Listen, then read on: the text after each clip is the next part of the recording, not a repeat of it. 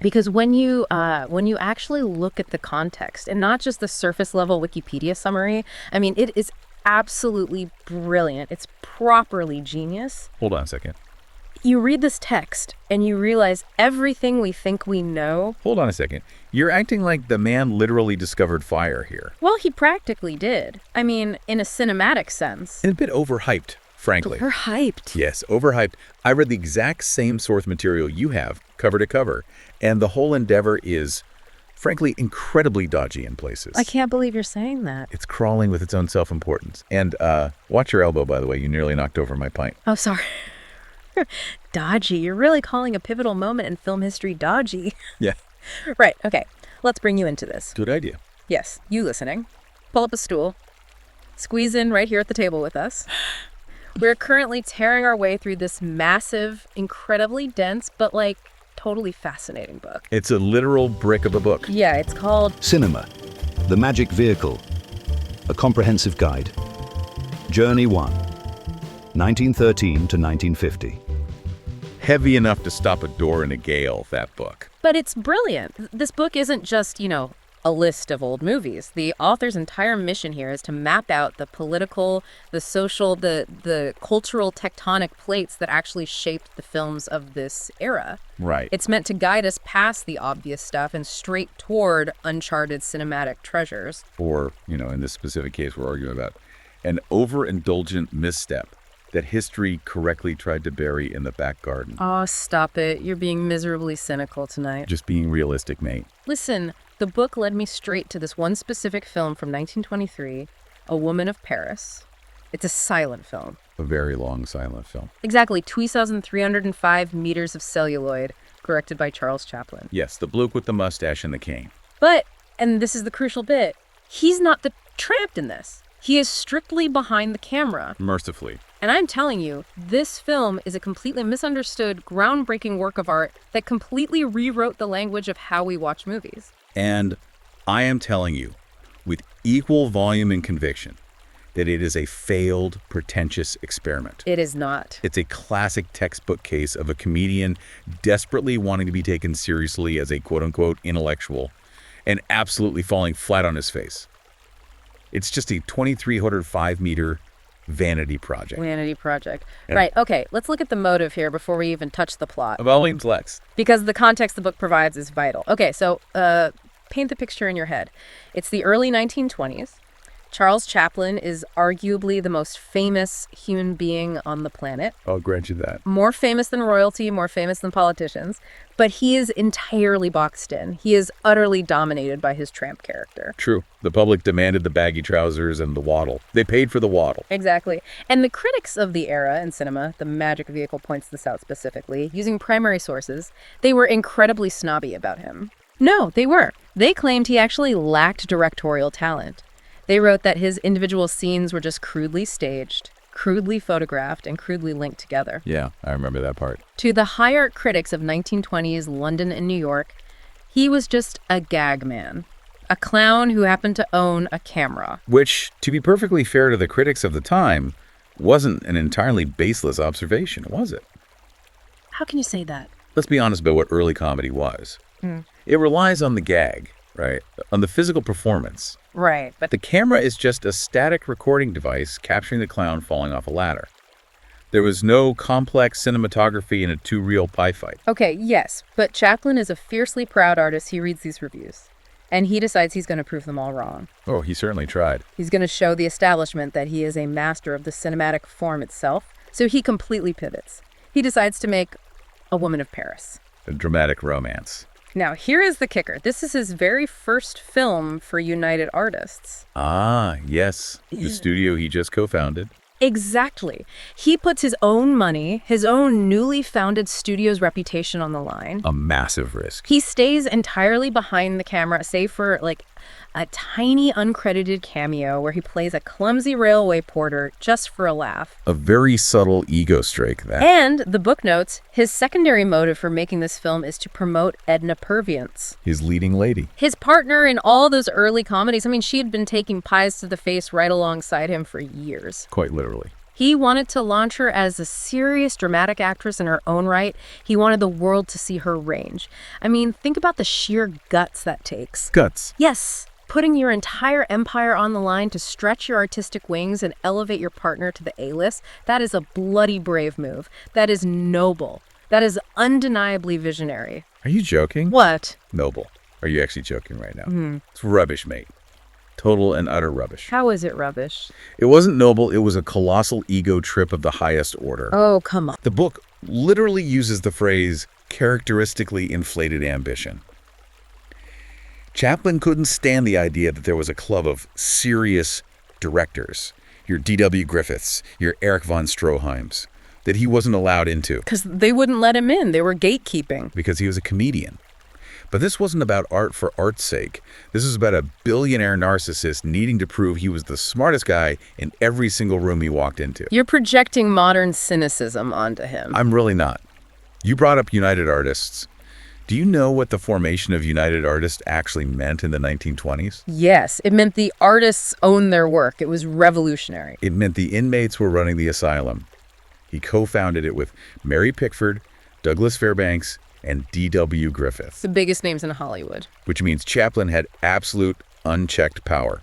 Zero oversight. Which is what an auteur needs. There was no studio boss, no Louis B. Mayer or Adolph Zukor to tap him on the shoulder and say, "Charlie, mate, this is a terrible idea. The public wants the tramp." He had a blank check to indulge his deepest insecurities. But it wasn't a terrible idea. He was trying to push the medium forward. Cinema was still in its absolute infancy. It was growing up just fine without him making a melodrama. If the big players didn't take risks, we'd still be watching trains pull into stations. By making a tired melodrama. Come on.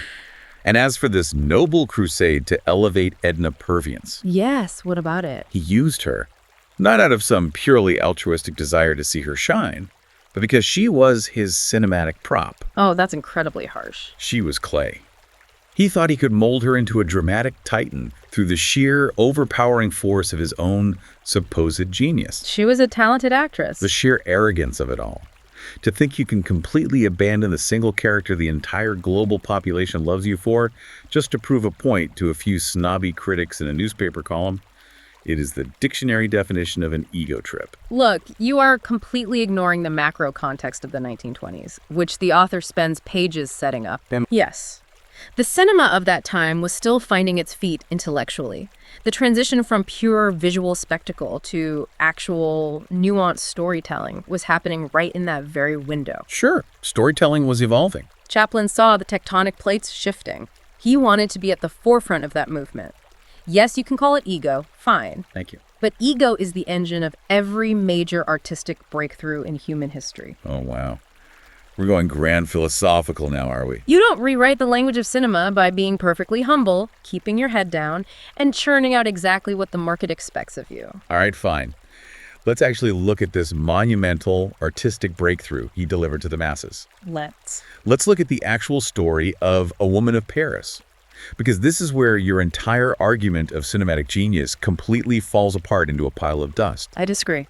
The book itself, your precious treasure map, calls the story shamelessly melodramatic. Well. And it states it's firmly in the tradition of a third-rate French sentimental novel. And I knew you were going to bring up that exact quote. Because it's accurate. It's the author's own words. Let's break down this masterpiece of a plot for the listener, shall we? You'll love this. Go on then. We have our heroine, Marie St. Clair, played by the supposedly newly elevated Edna Purviance. Yes. She is a provincial French girl. She is deeply, tragically in love with Jean Mallet, a struggling bohemian painter. Classic setup. It's a classic setup for a reason. It establishes the stakes. It establishes the cliches. So her cruel family forces them apart. Right. Jean, ever the tragic, brooding hero, has to stay behind in the dreary provincial town to look after his dying father. A completely understandable motivation. Marie is kicked out of her family home and hops on a train to Paris. Fast forward a bit, she arrives in the city, gets utterly sucked into the, and I really love the book's phrasing here, the vortex of carefree society life. It's a great phrase. And she becomes the kept mistress of a wealthy man named Pierre Rouvel. And Pierre is described in the text as a Parisian lounge lizard. Played absolutely brilliantly by Adolphe Menjou, by the way. He practically invented the archetype of the suave, cynical playboy in that role. Sure. Menjou wore a tuxedo well, I'll give you that. It was phenomenal. But Listen to the sheer mechanics of this plot. So, Marie is living in luxury with her lounge lizard. Then Jean, the starting painter, eventually comes to Paris. Yeah. He knocks on her door. He discovers his pure midget. Marie is now living in sin. But noble Jean offers to take her back anyway. He'll forgive her transgressions. It's a moment of incredible tension. It's a moment of incredible stupidity. Listen to what happens next. Marie is just about to accept this offer of provincial happiness. She's torn. She is ready to pack her bags. But she overhears Jean's mother trying to talk him out of it. Right. The mother is whispering, "Don't marry this ruined woman." And Jean, the absolute wet blanket, doesn't stand up for Marie. Well, it's his mother. He doesn't look his mom in the eye and say, "No, I love her." He just stands there, failing to confirm the marriage offer. So Marie, deeply offended, rejects him and goes back to her rich lover. It's a tragic misunderstanding. That is incredibly human. I mean, people fail each other in moments of pressure all the time. It's horribly contrived. It relies on people standing in hallways listening to half conversations. That happens. And what happens next? What is the grand intellectual climax of this situation? Because of this rejection, Jean kills himself. It's devastating. He literally shoots himself in a restaurant. So now the tragic painter is dead on the floor. Does Marie learn a profound lesson about the hollowness of the Parisian high life? Yes, she does. Does she confront her own choices? No. She and Jean's mother, the very woman who ruined the marriage and basically triggered the suicide, suddenly become best mates. That's completely misrepresenting the emotional arc. They decide to abandon society and devote the rest of their lives to working together at a country orphanage. It's a story of redemption. It's about grief bringing two fractured women together. It's an absolute shambles. It makes no psychological sense. And the final scene. Oh, the final scene. The final scene is beautiful. The two women are riding in a horse-drawn cart in the country. Pierre, the Parisian lounge lizard, just happens to be driving past them in his fancy motor car. Right. They pass each other on a dusty road. They take no notice of one another. Fade to black. The end.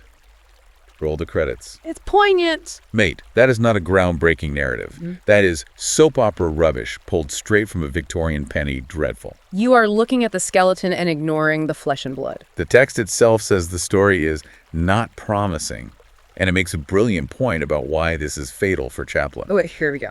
Early cinema didn't have the intellectual complexity, the sharp dialogue, to hide a fundamentally bad script. They didn't need dialogue. A bad drama suffers way more than a bad comedy. If a comedy has a weak plot, who cares? You just throw a pie in someone's face, a bloke falls down an open manhole, and you save the scene with a laugh. But this isn't a comedy. Exactly. In a silent drama, without the distraction of witty banter, you are just left staring at the gaping, drafty holes in the logic. If I can just finish, if you would let me get a word in edgewise. Go ahead, defend the orphanage ending. You are completely missing the entire point of the text. You stopped reading halfway down the page. Read the very next sentence in the book. I read the whole book, mate. Then you know the author explicitly states, and this is the absolute crux of why this film is important, that the spirit of A Woman of Paris has absolutely nothing in common with the banal plot. You can't magically separate the spirit from the plot. Yes, you can. The plot is the vehicle that carries the spirit. If the vehicle has no wheels, you aren't going anywhere. Think of the plot like a familiar candy wrapper. A candy wrapper. Yes, a shiny, brightly colored wrapper that audiences in 1923 immediately recognize. Chaplin knew they needed a melodramatic framework because that's what they were used to buying at the box office. So he pandered to them. No. Look at the actual chocolate he puts inside that wrapper. The book explicitly says the film is strikingly subtle and psychologically credible. Psychologically credible. She moves to an orphanage with the mother. He completely abandons the heavy-handed, finger-wagging moralizing that you would absolutely expect from a story like this in that era. What do you mean he abandons moralizing? She ends up in a nunnery, basically. No, look at the mechanics of the 1920s melodrama. Think about the films of Lillian Gish. Okay, fine, I'm thinking of them. You had pure saintly virgins in white, and you had mustache-twirling, evil villains in black cloaks. It was entirely binary, good and evil. Sure, standard melodrama. But in A Woman of Paris, a provincial girl moves to the big city, becomes a mistress out of wedlock, and the filmmaker doesn't judge her. I suppose not explicitly. There are no black and white distinctions between the characters. I wouldn't call Jan the Painter a masterclass in gray area characterization. He's just a wet blanket. But look at Pierre. The lounge lizard. In any other movie from 1923, he would be a monster exploiting a young girl. He's certainly not a hero. But Chaplin directs Adolphe Menjou to play him as charming, pragmatic, and actually quite fond of her. He isn't evil. He's just wealthy and realistic about how the world works. He's a pragmatist. Right. And Jean, the supposed good guy, is flawed, weak, and ultimately selfish in his suicide. Marie isn't just a fallen woman to be mocked, nor is she a pure virgin to be saved. She's just easily swayed. They are complex, desperately flawed human beings. Chaplin uses this so-called third-rate story as a Trojan horse, as an excuse to sneak in intense, modern social observation. Social observation. Yeah. Mate, he shot a melodrama about a love triangle. He wasn't writing a sociology thesis on the Parisian underclass. He approached the subject with a microscopic passion. He was looking at human nature through a magnifying glass. A magnifying glass. Yes. The text compares his approach directly to D.W. Griffith and Erich von Stroheim. Now, for anyone listening who isn't a film history buff, let's explain what that means. It's a hefty comparison, I'll admit. Yeah, because it is the highest praise possible for a silent film director. D.W. Griffith basically invented the epic blockbuster sweeping emotion, massive crowds, creating huge emotional resonance. A spectacle. And Erich von Stroheim was on the other end of the spectrum. He was a director so obsessively dedicated to gritty realism that he'd demand his extras wear real silk underwear even if the camera couldn't see it, just to get them in character. Which was also a colossal waste of money. But Chaplin looked at both of them and said, I'm going to do that. I'm going to ground my characters in absolute unshakable reality. And he had this obsessive attention to detail to achieve it. Ah, yes. The legendary obsessive attention to detail. It's brilliant. Let's talk about that, shall we? Because this is where the billionaire ego trip really goes completely off the rails and into the stratosphere. How so? The book mentions his production methods for this absolute dedication to reality. They are fascinating. They are madness. He shot the restaurant scenes in actual physical restaurants in Hollywood. Which gives it an incredible texture. He hired real waiters off the street to serve the actors. He made the prop department purchase actual vintage French champagne to serve on set. Again, authenticity. And my absolute personal favorite detail from this book, he insisted that the studio sets be built with 4 walls. Which is incredible. It creates a completely immersive world. You cannot be serious. I am entirely serious. Building 4 walls on a film set for a silent melodrama is mental. It's completely impractical. It's visionary. If you know anything about early film production, you know they shot on open-air stages. Muslin cloth flapping in the wind to diffuse the sunlight. Right. Sets had 3 walls, max. Yeah. Usually 2. Where do you put the massive, heavy hand-cranked camera if there are 4 walls? You make room. Where do you put the massive arc lights? You only ever see one angle at a time anyway. Yeah. And the real champagne? That's rubbish, mate. Complete rubbish. It's not rubbish. It's about texture. Do you honestly think an audience in 1923, sitting in a drafty cinema in Ohio, watching a grainy, flickering black and white projection, can tell if the liquid in a prop glass is real French champagne or flat ginger ale? That's not the point. They physically cannot tell the difference. You are entirely missing the point of the champagne. It's not about whether the audience in Ohio can literally taste the vintage through the silver screen. Then what is it about? It's about the psychological effect on the actors in the room. Oh, here we go. Method acting before the method. Yes. Yeah. Exactly. It's about creating an atmosphere of absolute, unbroken authenticity. He wanted to make sure that Edna Purviance and Adolphe Menjou aren't just pretending to be in a Parisian high society restaurant. But they are pretending. They're actors. But he wanted them to feel the weight of the crystal, to taste the dryness of the champagne. When you have 4 walls closing you in, you behave differently. Your body language changes. Oh, come off it. You aren't standing on a drafty soundstage staring at a bunch of grips eating egg sandwiches behind the camera. You are in a room. A very expensive room. Chaplin was trying to extract a level of naturalistic acting, small eye movements, subtle shifts in posture that simply did not exist in the broad theatrical cinema of that era. Naturalistic acting. In a film where a man literally pulls a gun and shoots himself in a crowded restaurant because his girlfriend got a bit huffy over a conversation with his mother. You're hung up on the plot again. The script was fundamentally naive. Real champagne doesn't magically fix a naive, overly dramatic script. All those 4 walls did was burn through United Artists' cash reserves. It was an investment in the art. It's the classic tragic trap of the newly minted auteur. They think if they control every microscopic detail of the physical production, if they micromanage the doorknobs and the drinks, it will somehow magically elevate the text.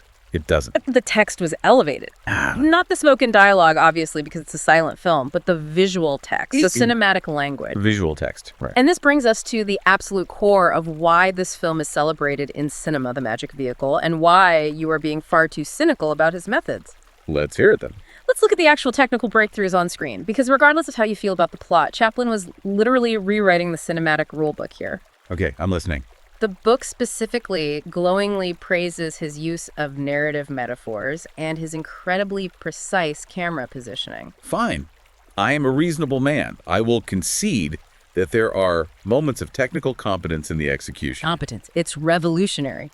Let's actually break down the 3 key visual metaphors the book highlights. All right, lay them out. This is the good stuff. This is where Chaplin actively teaches future generations of filmmakers how to show a story rather than just pointing a camera and telling a story. Go on. Metaphor number 1. Number 1, the gunshot. So, we talked about the climax. Jean, the tragic painter, commits suicide in the restaurant. Yes, the melodramatic peak. Now, if you are a director in 1923, how do you handle that? Most directors would show Jean putting the gun to his chest. Standard practice. They'd show him pulling the trigger, they'd show a bloody body falling over, maybe some dramatic chest heaving. But it's a silent film. Obviously. How do you convey the sudden, deafening, shocking noise of a gunshot without any sound?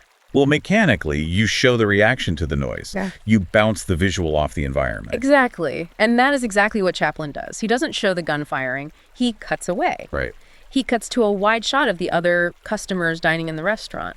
And suddenly, in perfect, sharp unison, every single head snaps around to look off camera. Yeah, that is a good shot. The visual of the head turn becomes the sound of the gunshot in the viewer's brain. It is a brilliant, elegant solution to the absolute limitations of a silent medium. Okay.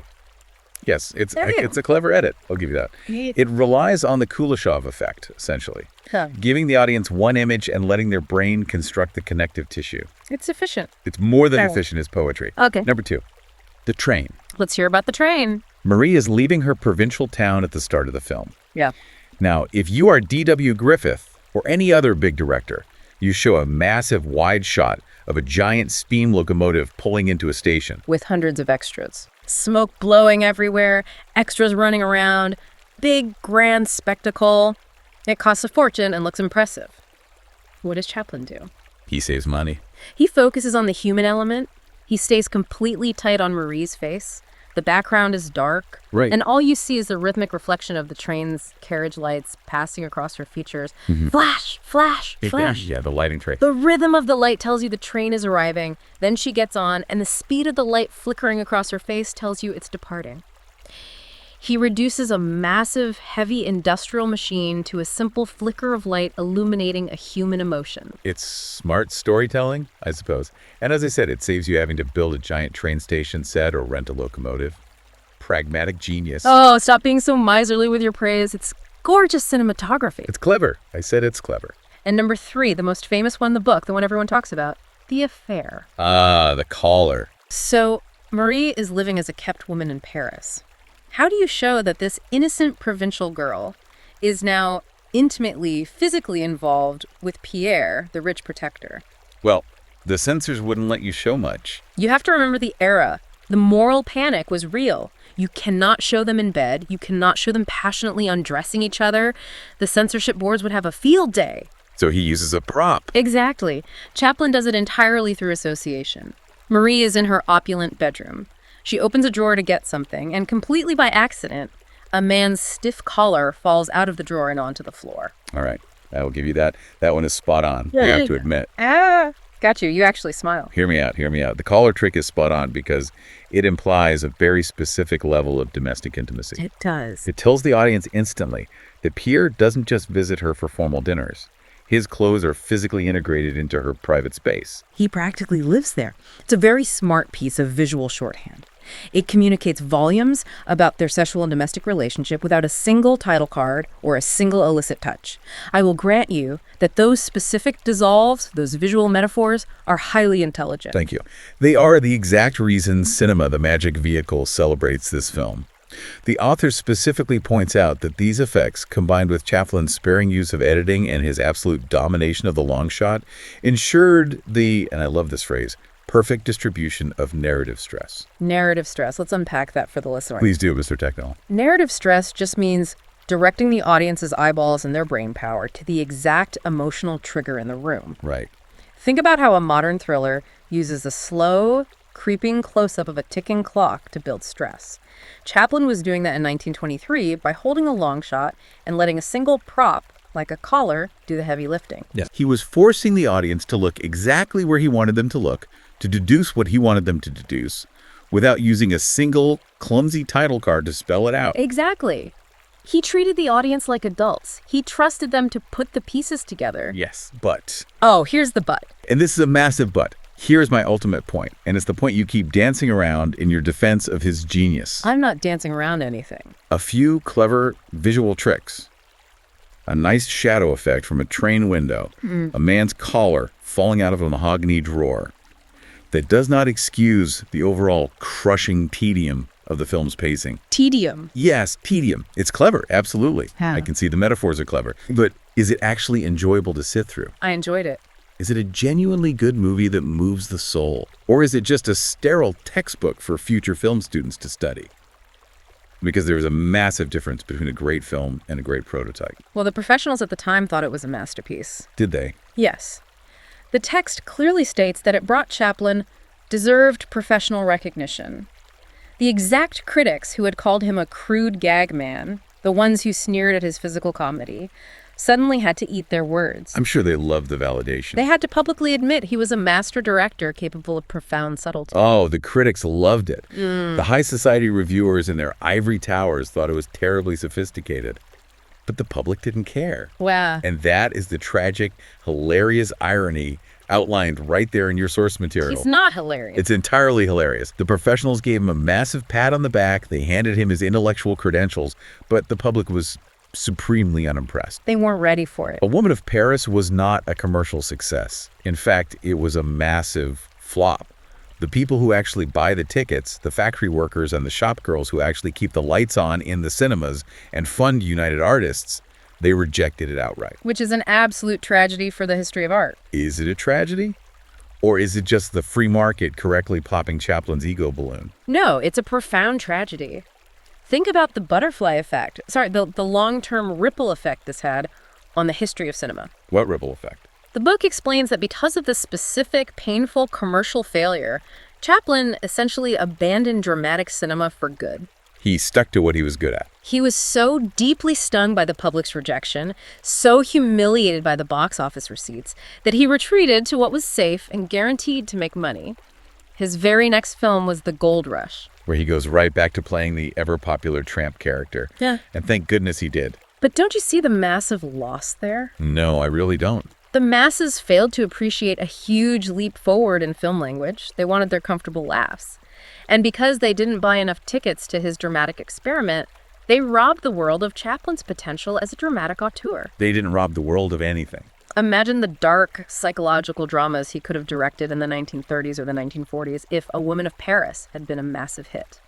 This ties right back to the whole thesis of cinema, the magic vehicle. Go on, connect it. The book isn't just giving us dry plot summaries. It's showing us how external forces, like raw box office receipts, public expectations, and studio economics, literally alter the course of art. And they should. The public forced one of the greatest cinematic minds back into a comedy box. The public was right to do so. They didn't want a dodgy, slow-paced, heavy-handed French melodrama from the man who literally perfected the art of physical comedy. It wasn't dodgy. It's like going to see a master illusionist, someone who can make an elephant disappear, and having him insist on sitting on a stool and reciting sad rhyming poetry for 2 hours. You'd ask for your money back. But the poetry was good. The public understood what Chaplin was actually good at, far better than Chaplin himself did at that moment. That's incredibly patronizing to the artist. He thought his supreme genius lay in directing four-walled, ultra-realistic melodramas with real vintage champagne and miserable endings. The public looked at the screen and said, "No, mate, your absolute genius is the tramp. Put the big shoes back on." And you think they were right? And history proved the public 100% right. The Gold Rush is a universal masterpiece. It's remembered and beloved a century later.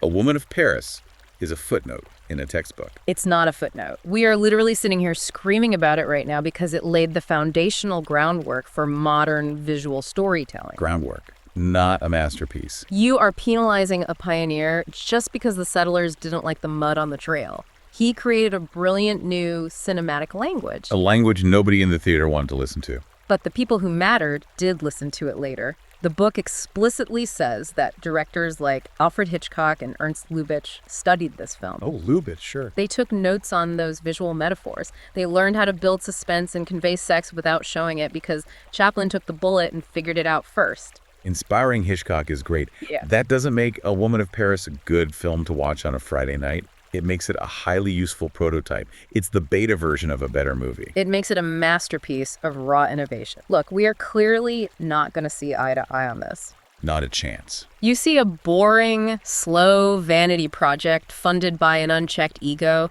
I see a deeply misunderstood genius sacrificing his own commercial safety to push the absolute boundaries of what art could be. We can agree to completely disagree on his motivations, certainly. But I want to leave you, the listener sitting at the table with us, with this final thought, because it's something this massive book really forces you to confront when you read about these forgotten films. Oh, here we go. The grand philosophical closer. Josh, take a sip of your drink and listen.